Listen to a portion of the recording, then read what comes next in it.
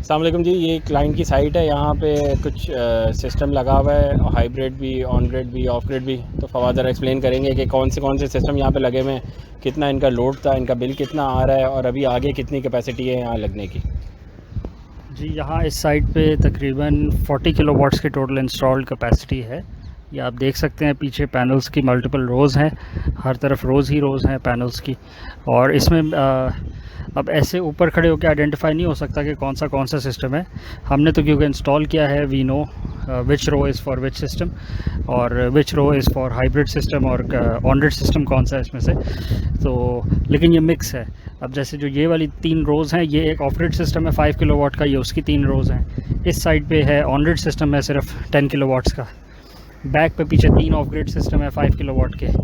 तो इसी तरह करके ये टोटल 40 किलोवाट्स की इंस्टॉल कैपेसिटी है इस साइट पे। अच्छा, मुझे ये बताएं कि एक तो ये एलिवेटेड स्ट्रक्चर पे क्यों नहीं लगा, ये इस तरह अलग अलग क्यों चल रहे हैं सारे, और क्या पहले से प्री प्लान था कस्टमर का कि उसने इतना लगवाना है, या वो स्टेप बाय स्टेप लेके चला है? अच्छा, ये जो टोटल 40 किलोवाट की इंस्टॉल कैपेसिटी है, ये over a span of 2 years achieve करी है इन कस्टमर ने। क्योंकि इनकी शुरू में रिक्वायरमेंट थी कि मुझे सिर्फ 5 किलोवाट का एक सिस्टम चाहिए। इनका लोड तो उससे कहीं ज़्यादा था। हमने रिकमेंडेशन भी करी थी कि आप 100 किलोवाट का स्ट्रेट अवे लगवा लें, लेकिन उस वक्त उनका प्लान नहीं था, उनको ट्रस्ट नहीं था टेक्नोलॉजी के ऊपर। क्योंकि 2-3 साल पहले तो टेक्नोलॉजी बिल्कुल नहीं थी पाकिस्तान के लिए। तो 5 किलोवाट से स्टार्ट किया इन कस्टमर ने। जब सेटिस्फैक्शन उनकी हो गई 6 मंथ्स to 8 मंथ्स के अंदर, फिर उन्होंने आहिस्ता आहिस्ता एक्सपैंड करना शुरू किया। अब क्योंकि इनके पास रूफटॉप स्पेस काफ़ी है, बड़ी लोकेशन है, बड़ी प्रेमिसेस है और रूफटॉप कवर्ड एरिया भी काफ़ी है इनका। तो उनके रूफटॉप के ऊपर इतनी कैपेसिटी थी कि L2 स्ट्रक्चर के ऊपर ही इनका सिस्टम लगा दिया जाए। और इनकी कंसिडरेशन भी कोई नहीं थी कस्टमर की कि मुझे एलिवेटेड स्ट्रक्चर चाहिए, कि मैं छत यूज़ करता हूँ, रूफटॉप स्पेस को यूटिलाइज़ करता हूँ। तो उनकी कंसिडरेशन नहीं थी। हमने रेकमेंड किया था कि आपके पास ऑप्शन है, लेकिन क्योंकि ज़रूरत नहीं थी और उसकी कॉस्ट एक्स्ट्रा बिला वजह देनी पड़ती कस्टमर को, तो L2 स्ट्रक्चर को सपोर्ट किया गया और उसको एडवाइस भी किया गया और उसी को लगाया गया। अब L2 स्ट्रक्चर में यह है कि रूफटॉप स्पेस कवर हो गई है।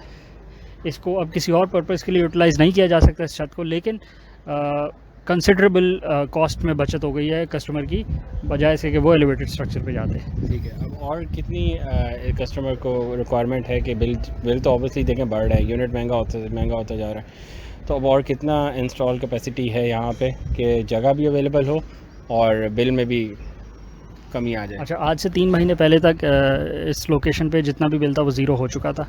और क्योंकि मीटर भी एक से ज़्यादा है, और लेकिन काफ़ी हद तक मार्ज बहुत ज़्यादा कॉस्ट कट डाउन हो चुकी थी बिल की, इलेक्ट्रिसिटी कॉस्ट। लेकिन क्योंकि अब वो टैरिफ दोबारा से रिवाइज़ हो रहा है कि इलेक्ट्रिक की तरफ से भी, और उसकी वजह से फिर बिल में इजाफा दोबारा से हो रहा है। प्लस टैक्सेस की एक नई वो आई है, शिक आई है, और से और टैक्सेस लगते जा रहे हैं बिल के अंदर। पहले सिर्फ जीएसटी लगता था, अब जीएसटी, फर्दर जीएसटी और भी बहुत सारे एडिशनल टैक्सेस लग रहे हैं। तो बिल दोबारा से जनरेट हो रहे हैं अब कस्टमर के। बिल्कुल। तो पहले जो बिल ज़ीरो हो गया था वो दोबारा से 10-12 हज़ार का आना शुरू हो गया है। उसकी रीज़न मैंने आपको एक्सप्लेन कर दी है कि टैक्सेस के इलेक्ट्रिक की तरफ से बढ़ा दिए गए हैं। तो अब उसके लिए कस्टमर की रिक्वायरमेंट है कि यहाँ पे मुझे 30 किलोवाट्स की और इंस्टॉल कैपेसिटी लगा के दी जाए, ताकि मेरा बिल दोबारा से वेव ऑफ हो जाए। 3-4 साल के लिए मुझे फिर से सुकून मिल जाए और मुझे दोबारा एक्सपेंशन ना करवानी पड़े सिस्टम में। 3-4 साल के लिए मेरा बिल दोबारा से वेव ऑफ होकर ज़ीरो हो जाए। अब उसमें नेट मीटरिंग की तरफ ही जाया जाएगा। जो बाकी जो नए सिस्टम है वो on grid, purely on grid होंगे या फिर वो हाइब्रिड होंगे। ऑफ ग्रिड सिस्टम की कैपेसिटी पूरी हो चुकी है। अच्छा, एक और बात आपको मज़े की बताता चलूँ कि इस प्रेमिसेस पे पहले एक जनरेटर होता था 50 kVA का, वो अभी भी पड़ा हुआ है। जब पहले लाइट जाती थी तो 2 घंटे का लोड शेडिंग हो, 15 मिनट का हो या 6 घंटे का हो, तो जनरेटर पे ATS ऑटोमेटिक ट्रांसफ़र स्विच लगा हुआ है। ऑटोमेटिक वो ट्रांसफ़र हो जाता था, ऑन हो जाता था और वो डीजल कंज्यूम करना शुरू कर देता था और प्रेमिसेस को पावर देना शुरू कर देता था। तो इसकी भी रफली कोई 1 घंटे में वो 10 से 12 लीटर बिल्कुल कंजम्पशन उसकी है, रहता है। फ्यूल की कंजम्पशन। तो जब से ऑफ ग्रिड सिस्टम लगाने की कंसिडरेशन यहाँ पे यही थी शुरू में कि जनरेटर की जो कंजम्पशन है वो ज़ीरो कर दी जाए, क्योंकि बैटरी का बैकअप मौजूद होगा। तो in case of rare load shedding या in case of power failure के जो 12 घंटे 18 घंटे का कभी कभी साल में 2-3 दफ़ा फेलियर हो जाए, उसके लिए अब जनरेटर पड़ा हुआ है बैकअप पे।